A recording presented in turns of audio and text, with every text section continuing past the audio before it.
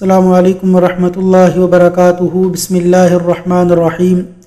بخاری شریف میں حدیث ہے، حضرت ابن عمر رضی اللہ عنہ کہتے ہیں کہ رسول اللہ صلی اللہ علیہ وسلم نے فرمایا، پچھلے زمانے میں بنی اسرائیل میں سے 3 آدمی کہیں راستے میں جا رہے تھے کہ اچانک بارش نے ان کو آ لیا۔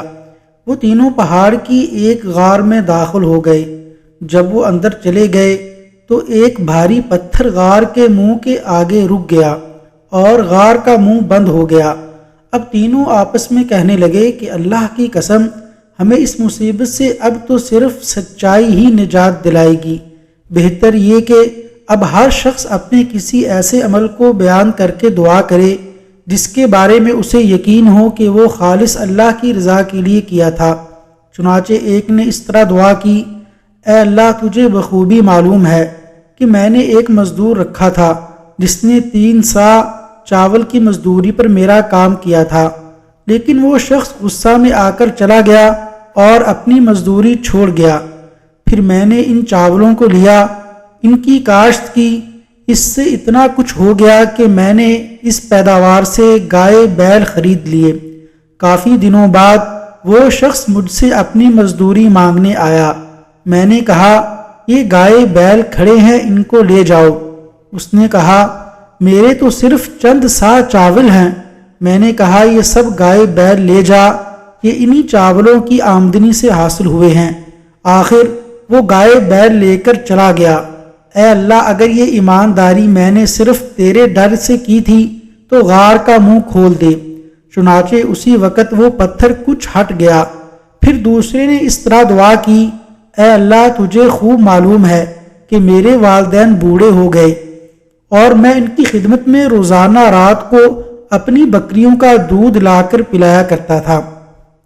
ایک دن اتفاق سے میں دیر سے آیا، وہ سو چکے تھے اور میری بیوی بچے بھوک سے بلبلا رہے تھے، لیکن میری عادت تھی کہ جب تک والدین کو دودھ نہ پلا لوں بیوی بچوں کو نہیں دیتا تھا۔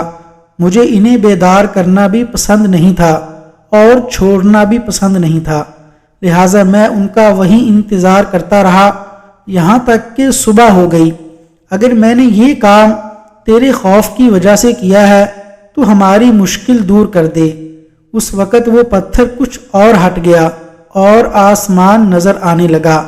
پھر تیسرے شخص نے یوں دعا کی، میری ایک چچا زاد بہن تھی جو مجھے سب سے زیادہ محبوب تھی۔ میں نے اسے گناہ کی دعوت دی، اس نے انکار کیا، مگر اس شرط پر تیار ہوئی کہ میں اسے 100 اشرفیاں لا کر دوں۔ میں نے یہ رقم حاصل کرنے کی کوشش کی، آخر وہ مجھے مل گئی تو میں اس کے پاس آیا اور رقم اس کے حوالے کر دی۔ اس نے مجھے اپنے نفس پر قدرت دی۔ جب میں گناہ کرنے لگا تو اس نے کہا، اللہ سے ڈرو۔ میں یہ سنتے ہی کھڑا ہو گیا اور 100 اشرفیاں بھی واپس نہ لیں۔ اگر میں نے یہ عمل تیرے خوف کی وجہ سے کیا تھا تو ہماری مشکل آسان کر دے۔ اللہ تعالیٰ نے ان کی مشکل دور کر دی، غار کے منہ سے پتھر ہٹ گیا اور وہ تینوں باہر نکل آئے۔